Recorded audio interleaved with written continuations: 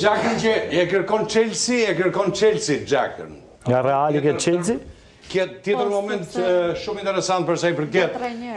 Chelsea po punon për një marrëveshje për të nënshkruar me Granit Xhakan e kapiteni Sunderlandit. Trajneri Chelsea-t Alonso është i vendosur të ribashkohet me mesfushon pasi e ka stërvitur atë për 2 sezonet e Bayer Leverkusen.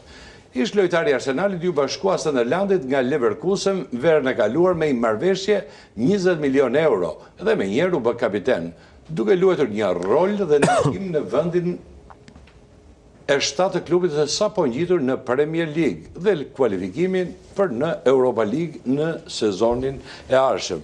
Shkon trajneri, e kishte element bazik, e kishte lojtarin që kishte shefin e dhomave të zhveshjeve, në të vetmin klub që vajti pa marrë këtë me vete u largu për 4 muaj.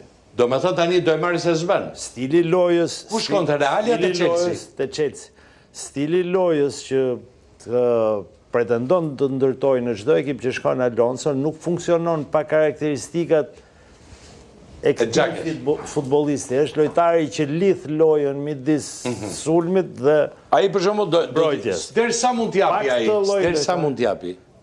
Te çështjet ekonomike unë nuk shquhem që jam shumë i zoti për gjithë sa Pse kështu ti? Se pak më intereson kjo, e shoh vetëm në... Jo, më intereson, sepse unë duhet t'ja përcjell atyre që janë të divanin tani, ata duan drejta jote, po mu pak më intereson sa do marri futbollist Xhaka. Jo, po besoj që do të kartoni, se kartoni ka Sunderlandi, është në kontratë, tani Sunderlandi e ngre.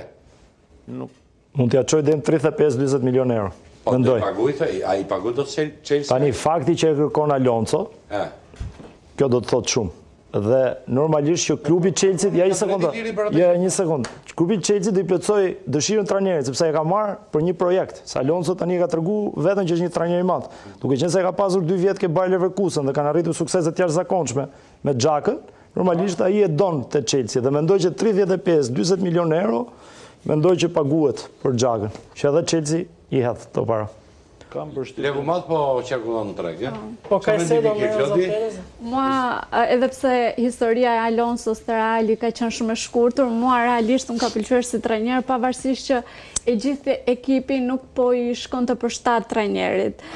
Por te Leverkuseni ai ka bërë histori. Kjo është arsyeja pse ai ka shkuar edhe te Chelsea dhe ka kërkuar Te Leverkuseni ka pas sukses dhe te Reali jo. Po sepse ekipi e ka dëgjuar, domethënë ka vazhduar pra këtu ndryshe nga Reali, sepse Reali ka pasur një ekip me disa gjela siç ti e përmende më përpara që nuk e dëgjonin trajnerin. Pra po kjo e problemi. Alonso është trajner që mund të administroj ekipe që kanë dëshirë, po profili i lojtarëve është profili ulët, profil mesatar. Jo yje.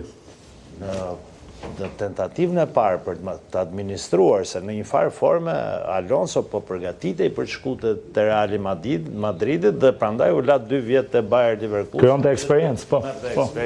E vërtet.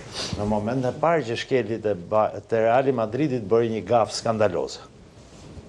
Sepse nuk të kthehen 20 yje kundra ty, të kthehet 1, 2. Po kjo bëhet i papërfillshëm edhe fiton trajnerin atë rast. Po në momentin që ti vete ju thua futbollistëve që sapo kanë marrë 2 Champions League, janë lojtarët më të mirë të botës të momentit. Ky vete e thot ti s'bën, bën vetëm skena ime. Çfarë deshit bëj te Real Madridit? Deshit fusi mentalitetin që futbolli është trajneri, nuk ka rëndësi cilësia e lojtarit, pak më shumë, pak më keq, edhe me lojtar mesatar, si te Leverkuseni, ti mund t'i bësh to zgjedhje. Po te Reali kjo është problem shumë i madh, se Reali nuk është as Barcelona. Në filozofinë e Realit është do marri më të mirin, do marri myllin, do marri mretin. Los Galacticos. Edhe Los me yje. Sa Barcelona krijon yje. Presidenti nuk e kishte. Përse do e ketë mbështetjen e presidentit, po kundra të gjithë ekipit se çat ka vlla. Te Parisi e kishte Luis Enrique. Ti bëj shkatron. Te Parisi masi u dojq me yje. Jo, e kishte mbështetjen.